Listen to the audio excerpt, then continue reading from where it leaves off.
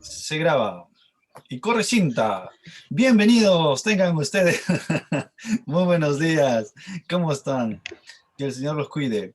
En esta mañana tenemos una persona muy especial, una persona ¿cómo se dice? Una crack, ¿no?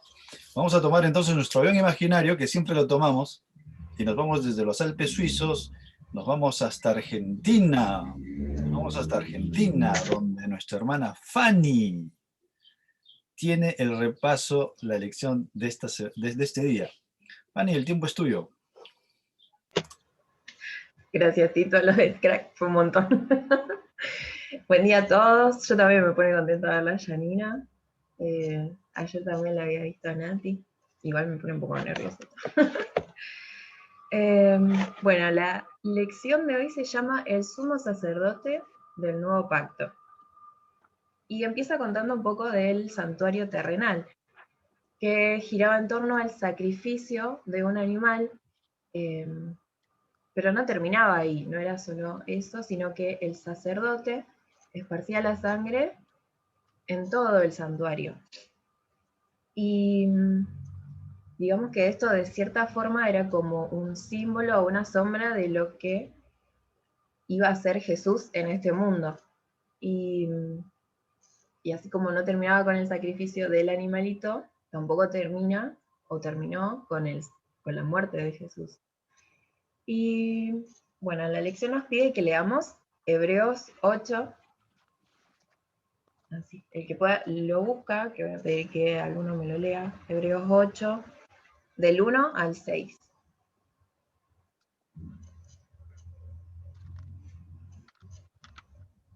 Y el que quiera leer, prenda el micrófono. Ok, Hebreos. Del 1 al 6.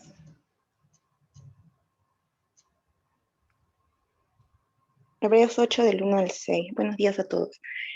Ahora bien, seguimos diciendo, es que tenemos tal sumo sacerdote, el cual se sentó a la diestra del trono de la majestad en los cielos, ministro del santuario y de aquel verdadero tabernáculo que levantó el Señor, y no el hombre. Porque todo sumo sacerdote está constituido para presentar ofrendas y sacrificios, por lo cual es necesario que también éste tenga algo que ofrecer. Así que, si estuviese sobre la tierra, ni siquiera sería sacerdote, habiendo aún sacerdotes que presentan las ofrendas según la ley, los cuales sirven a lo que es figura y sombra de las cosas celestiales, como se le advirtió a Moisés cuando iba a erigir el tabernáculo, diciéndole: mira, haz todas las cosas conforme al modo que se te ha mostrado en el monte. Pero ahora, tanto mejor ministerio es el suyo, cuanto es mediador de un mejor pacto, establecido sobre mejores promesas. Porque si aquel primero hubiera sido sin efecto, ciertamente no se hubiera procurado lugar para el segundo. Porque reprendiéndolos dice: he aquí vienen días, dice el Señor, en el que estableceré con la casa de Israel y la casa de Judá un nuevo pacto. Muchas gracias. Bueno, y según estos versículos, ¿qué sería el mensaje para nosotros?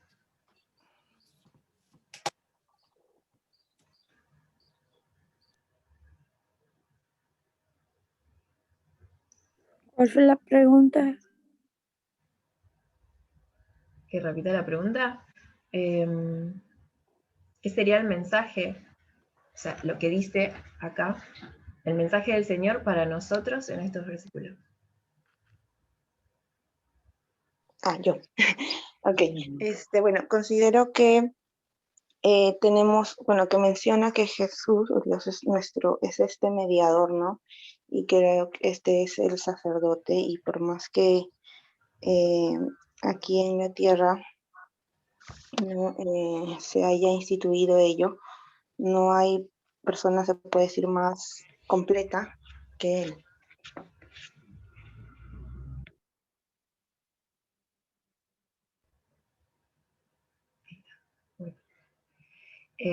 También pregunta, ¿cómo nos ayuda a entender estos versículos el nuevo pacto?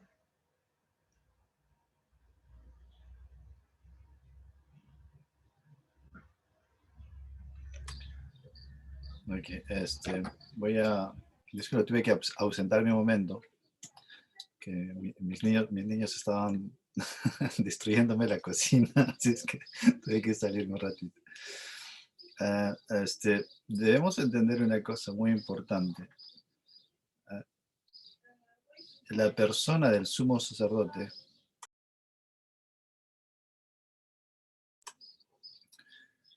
la persona del sumo sacerdote, estamos hablando de Hebreos, ¿no? Del capítulo que habla del sumo sacerdote. Creo que es Hebreos, no me equivoco, 10.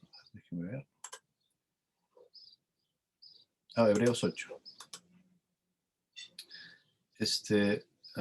No sé cómo nos ayuda a entender un nuevo pacto. Primero, ya lo hemos venido diciendo, la palabra berit no se traduce como pacto. Dice el español y las lenguas humanas no llegan a describir la amplitud de esa palabra, que se traduce más como alianza. Y esta palabra se utiliza para dos personas que ya se conocen, que ya se aman, que ya tienen un entendimiento. Entonces, ¿cómo ayudamos a entender, cómo esta persona nos ayuda a entender esta nueva alianza? Simplemente en el hecho, en el trabajo que esta persona realiza, no solamente en el santuario, en los departamentos del santuario, sino como intercesor a Dios. Él intercede, es una persona que se pone en medio de un conflicto, ¿no? Hay un conflicto y esta persona se pone en medio para encontrar una solución. Y en este caso, ya lo hemos visto durante toda la semana, la solución es la sangre. La solución es la sangre. Él ha dado su sangre para que nosotros tengamos vida. Entonces, la labor que tiene el sumo sacerdote en el lugar santo, ¿no? Era salpicar de sangre este departamento, elevar el incienso, las oraciones. ¿Se acuerdan del trabajo que hacen en el lugar santo? Y una vez por año en el lugar santísimo ponía su sangre en el altar. Entonces, no solamente esta persona nos ayuda a entender el nuevo pacto en un sentido de limpieza, de purificación y de reconciliación.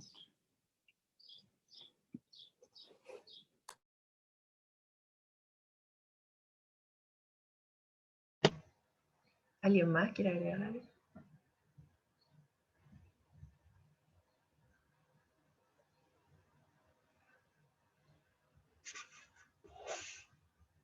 Gracias, Tito.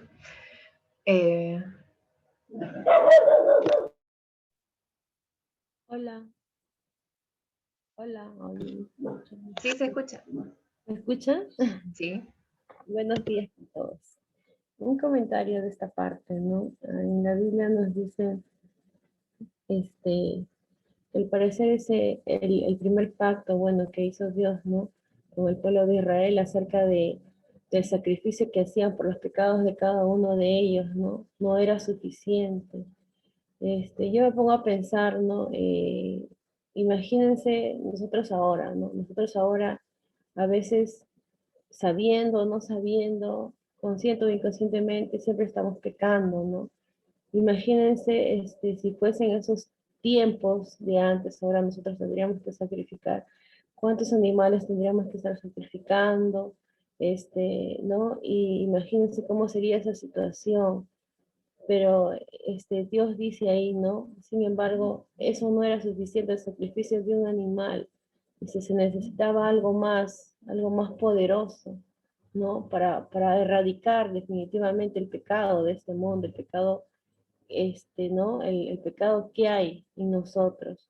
Entonces era necesario ¿cómo se llama? Que figura de ese sacrificio, ¿no? Viniese Jesús, ¿no? Porque eso es lo que se entiende aquí, ¿no? El sumo sacerdote del nuevo pacto. Entonces, nuestro sumo sacerdote Cristo, ¿no? Cristo es quien se entregó por nosotros, quien nos está hablando cada día, ¿no? Quien nos llama cada día, quien nos dice cada día que nos entreguemos a Él, porque solo por esa sangre preciosa, solo por ese sacrificio, ¿no? Por ese nuevo pacto que Dios hizo, ha hecho con todo el mundo, porque me parece que ese nuevo pacto es para todos, ¿no? Para todo aquel que quiera ir a Cristo, para que Él nos limpie de todo este pecado, de toda esta maldad, ¿no? Ese es mi comentario. Fanny, acá hay una pregunta muy interesante, ¿no? Leyendo el versículo número 8 de Hebreos, ¿no? Y esta es una pregunta en la que siempre ha habido controversia y en la que el otro día en un grupo estuvimos trabajando. Por ejemplo, dice Hebreos 8.1. Dice, ahora bien, el punto principal de lo que venimos diciendo es que tenemos tal sumo sacerdote, el cual se sentó a la diestra de Dios. ¿Ya? El cual se sentó a la diestra de Dios. Este punto es atacado por muchos evangélicos, por muchas otras religiones. ¿Por qué? Porque dicen, ustedes adventistas, ¿cómo pueden creer que el santuario existe, que Cristo está ministrando como sacerdote en el lugar santísimo? ¿Cómo dicen esto? Si este versículo me dice que se fue cuando murió, cuando subió al cielo, está a la diestra de Dios. ¿No? Dice que está a la diestra de Dios. Cuando Esteban fue apedreado, murió, dijo, miró los cielos abiertos y miró al Hijo sentado a la diestra de Dios. Entonces la pregunta que se hace, si ustedes son adventistas, ¿cómo dicen que existe un santuario y que Cristo está en el lugar santísimo ministrando si en este versículo me dice que está a la diestra de Dios, en su trono? ¿De acuerdo? Entonces, ¿cómo podemos responder? Porque este es un texto con los que los evangélicos nos sacan constantemente y que justifican a decirnos, pero ¿cómo Cristo ministra en el santuario si dice que está sentado a la diestra de Dios? O es que el trono de Dios está en el santuario, ¿no? Y Él está sentado ahí, ¿no? Y si dice que está sentado, que está a la diestra de Dios, entonces ¿cómo puede estar ministrando? Y esa es una pregunta que nos tenemos que hacer y tenemos que saber cómo responder. ¿Qué responderíamos ante esa pregunta? ¿Cómo responderíamos de esa pregunta? Un momentito, le voy a dar un beso a mi hija, ¿ya? Ya se va. Me parece que esa pregunta estaría respondida con la profecía de Daniel, ¿no? De no recuerdo exactamente, los 200, no recuerdo, 230 días, creo es. 1600 Esa tardes y profecía. mañanas. Ajá. Claro, porque ahí es cuando dicen, ¿no? Que es la profecía donde dice que Jesús entra pues al santuario.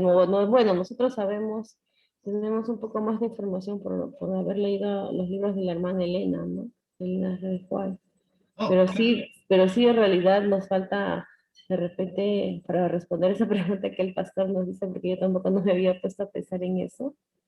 claro. Prepararnos un poco más, pero creo que sí tenemos ideas, ¿no? Acerca de eso, ¿no? Claro, porque si yo le digo a un evangélico, me dice, ¿cómo tú me justificas que Cristo está en el trono sentado a la diestra de Dios? ¿No? Después me dices que está ministrando en el santuario y ahora me sacas los libros de Elena G. de White, de los cuales yo no creo. ¿Cómo respondemos? ¿Cómo nos No, pero presentamos? creo que ahí lo que dijo la hermana tiene razón. Con esa profecía se puede, porque está en la Biblia, está en Daniel, y ahí dice claramente que Dios está en el lugar santo y que pasa al lugar santísimo a ser nuestro sacerdote de forma activa. Entonces creo que podría responder con eso que está en la Biblia, más allá de que Elena después lo amplía y lo explica, pero está basado en la Biblia. Claro, esa es una posición, claro. Entonces ahí los evangélicos nos sacan que la carta de que, entonces la Biblia se puede contradecir, ¿no? Porque en una cosa dice una y en la otra cosa dice otra. Y a veces caemos en ese pequeño. Para no hacerla muy larga, yo les voy a dar la respuesta, ¿no? Cuando nos hacen esa pregunta a los evangélicos, simplemente se dice, hermano, ¿qué es lo que usted piensa y qué es lo que sabe concerniente a la diestra de Dios? ¿Qué significa la diestra de Dios en la Biblia? Si ustedes buscan en el Antiguo Testamento, van a darse cuenta que la diestra de Dios significa poder y confianza. ¿Ya? Es un sitio privilegiado. Entonces, cuando se habla de la diestra de Dios en el lugar santísimo, se sentó a la diestra de Dios, está diciendo simple y sencillamente que Jesús está en un lugar privilegiado, en un lugar de confianza.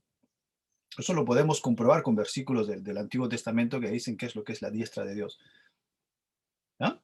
Entonces, esas cositas que hablan del santuario, búsquenlos, no tengo los textos de memoria, tengo mis blancos, pero yo dentro de un momento que se me vengan les doy los textos. Pero así son como, y este texto de la lección de hoy día es muy, muy importante porque es muy controversial. Muy controversial. Listo, Fanny, no te quito más tu tiempo. Sí, Tito. Gracias por el aporte. Bueno, después la lección sigue comparando, ¿no? Dice que además, en lugar de un animal moral, como nuestro sustituto,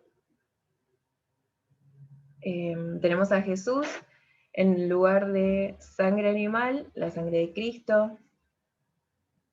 En lugar de un santuario hecho por el hombre, el verdadero tabernáculo que levantó el Señor. Y bueno, nos dice, con todo esto en mente, medita sobre las palabras de Pablo. ¿Cómo esperamos nosotros? ¿Cómo escaparemos nosotros si descuidamos una salvación tan grande? No sé, si alguien más quiere aportar algo de esta lección.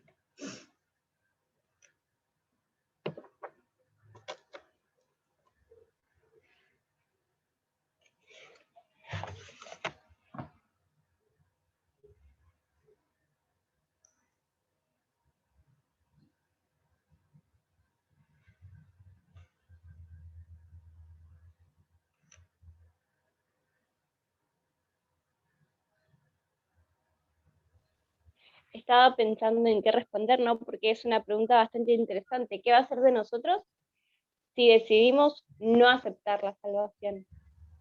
Creo que es difícil de pensar para nuestra mente finita todo lo que se viene, sabiendo los resultados que van a pasar. Porque muchas veces lo podemos pensar y decir, bueno, va a pasar esto, pero lo vemos muy, muy lejano. O al menos a mí me pasa, que veo que las consecuencias van a ser muy lejanas. Pero en el día a día, cuando uno no está con Dios o no está en comunicación con Dios, puede ver esas pequeñas rajaduras de tristeza. Entonces creo que es importante el hecho de no descuidar nuestra salvación, porque realmente Dios es la fuente de nuestra felicidad. Entonces creo que eso. Gracias, Ari. Ahí Fabi también quiere comentar. Sí, la verdad que uno, yo en este momento por ahí yendo y mirando hacia atrás, siempre digo, no me gustaría volver atrás, a vivir en ese estado en el cual yo me sentía tonta o me sentía ignorante, porque vivía de una manera que constantemente estaba triste, o sea, si bien hacía las cosas y todo, tenía un estado, digamos, no sé cómo decirlo, o sea, cuando me juntaba con la gente, en vez de generar ese bienestar que viene de Dios, uno se pone a charlar con las personas y siempre como que, por mal decirlo, tirar mala onda y todas, y siempre estar quejándose o renegando de la situación que uno vivía en ese momento. Y la verdad que uno, o sea, cuando empieza a leer la Biblia y a tener relación con Dios, Dios te va mostrando, te va cambiando tu mente. Y la verdad que me hizo ver, o sea, me hizo dar cuenta de que estaba en un estado de atontamiento y obviamente de pecado, porque estaba pecando mucho. a uno va pecando cada vez menos porque Dios nos va dando la victoria sobre el pecado día a día, pero realmente me he dado cuenta que no entendía nada, y ahora que tengo el privilegio de estudiar la Biblia y de relacionarme con Dios y ver cómo Él me va dando sabiduría, y justamente también para sobrellevar las situaciones que uno vive, la verdad que es maravilloso ver todas las cosas que Jesús hizo. Inclusive justamente siempre que decía yo que el valor a mi vida, yo siempre me sentí mal con mi autoestima, y ver que el valor de mi vida me la dio Jesús, o sea, que mi vida vale mucho, a pesar de que uno se vea con los defectos, que se vea con todo, pero realmente el valor que Dios le da a la vida de cada uno de nosotros es maravilloso. Entonces yo desde ese momento me di cuenta que no necesito nada más, porque después todo lo digamos, todo lo que yo necesitaría o que necesito, me lo da Dios a medida que yo me voy relacionando con Él. Y no me deja faltar nada y me hace ver realmente cuál es mi necesidad.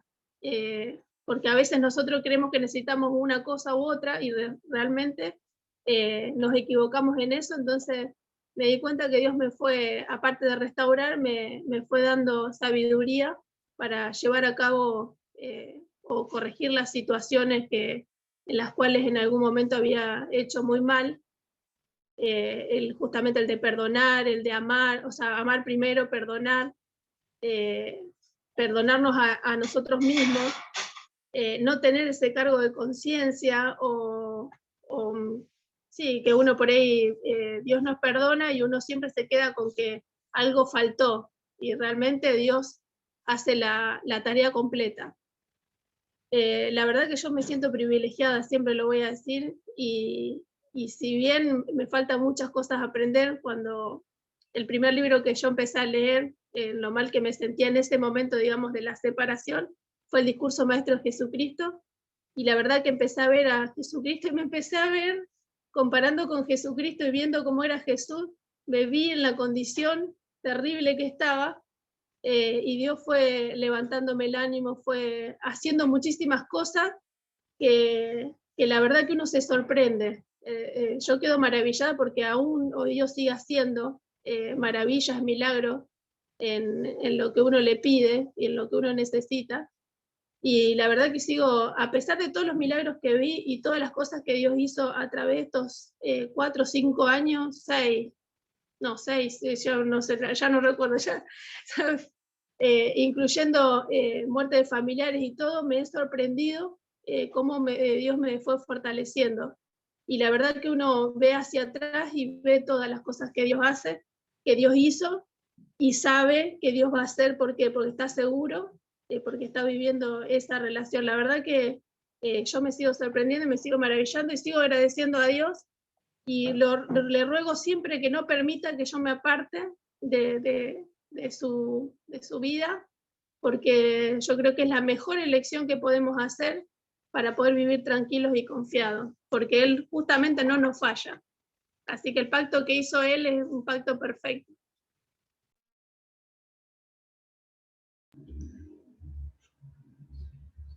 Así es. Gracias, Fabi. ¿Alguien más? Bueno, hermanos, ¿cómo están? Buenos días. La hermana Fabi igual, Tito, a todos los hermanos que están ahí en la plataforma de Zoom. Bueno, para compartir un poquito la hermana que hablaba, ¿no? Que comentaba del Hebreos 2:3, ¿no?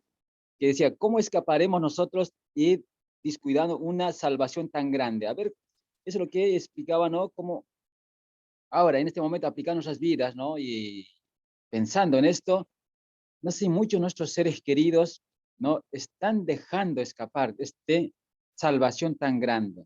Pero también nosotros como cristianos estamos descuidando, porque nosotros somos el que sabemos que antes encontramos esto, entonces debemos compartir nosotros ese grande salvación. Bueno, la cual dice, habiendo sido anunciada primeramente por el Señor, nos fue confirmada por los que oyeron. Ahí nos apunta a nosotros, hermano. ¿Qué dice? Aquellos que primero escucharon, que huyeron, entonces ahí, y nosotros tenemos que hacernos cargos ¿no? Para llevar este mensaje. Si nosotros antes ya hemos escuchado, nos hemos enterado de esta salvación, entonces comparta con tu ser querido, con tu vecino, con tus amigos, con tus, no sé, de la escuela, del colegio, trabajo, compártalo, porque si vos sabiendo no lo estás llevando, pero si te llegó, o sea, ahí estaríamos nosotros como siendo egoístas, ¿no? Para mí solo, yo me salvo, ya está, es suficiente. Pero pensemos que a veces necesitan nuestros seres queridos que no nos enteraron nadie, entonces, ¿qué tiene que ver el tema del evangelio?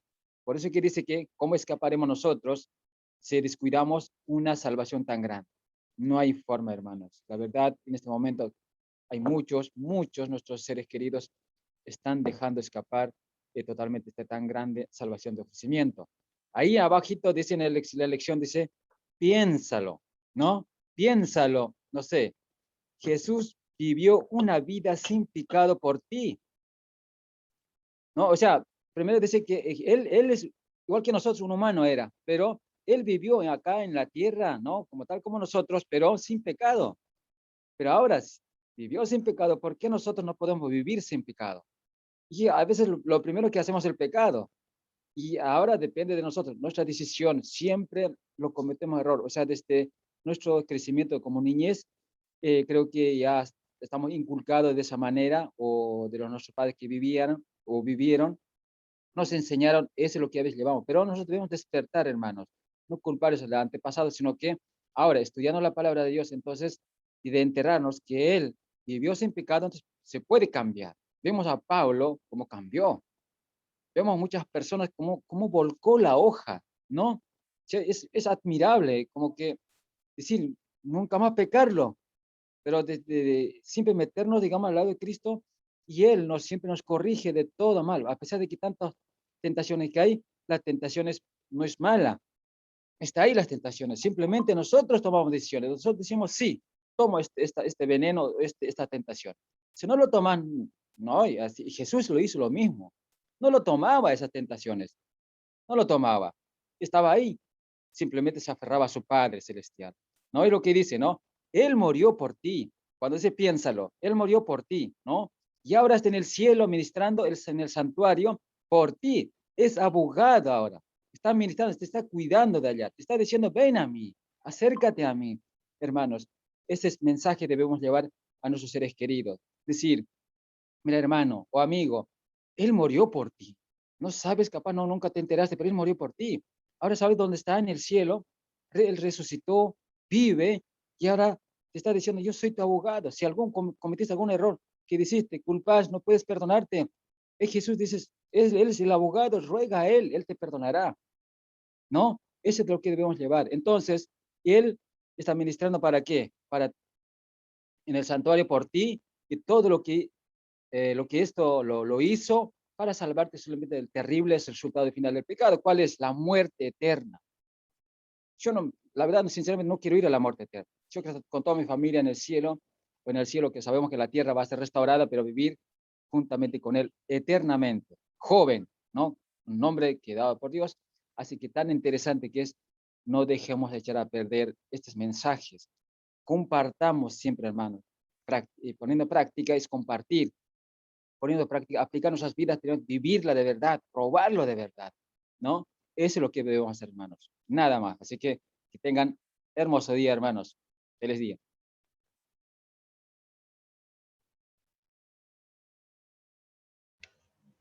Ahí está. Muchas gracias. Bueno, si nadie más tiene algo para agregar, podemos terminar con la oración. Ahí el hermano Rolando que estuvo participando, ¿te gustaría hacer una oración final? Dale, no hay problema, hermanos. Así que vamos a orar. Primero siempre inclinemos nuestros rostros, cerremos los ojos y meditemos en el Señor. Oremos, hermanos. Querido Padre que estás en los cielos, santificado sea tu nombre, Señor. Gracias nuevamente en esta mañana. Queremos darte la gracia por esta oportunidad que nos diste un día más de vida, Señor. Pero en este día, no sea pues que nosotros hagamos nuestra voluntad, Señor mi Dios. Todos nuestros pasos que dimos siempre sea a tu dirección, tu divina voluntad, Padre. A veces nosotros somos tan desobedientes, a pesar de que sabemos, a pesar de que nos dijiste, Señor, pero ayúdanos a serte fiel, tenerte confianza y hacer tu voluntad. Cumplir tus mandatos, Señor mi Dios. Guíanos en este día y también llevar estos mensajes a las demás personas que no te conocen, Señor mi Dios. Guíanos, Padre, con tu Santo Espíritu. Estos favores te lo pedimos. Ahora necesitamos tu compañía, tu protección y cuidado. Estos favores te lo pedimos en Jesús. Amén.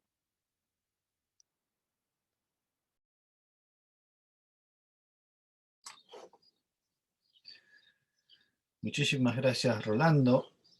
Muchísimas gracias a cada uno de ustedes por las participaciones. Me gustaría agradecer a Fanny.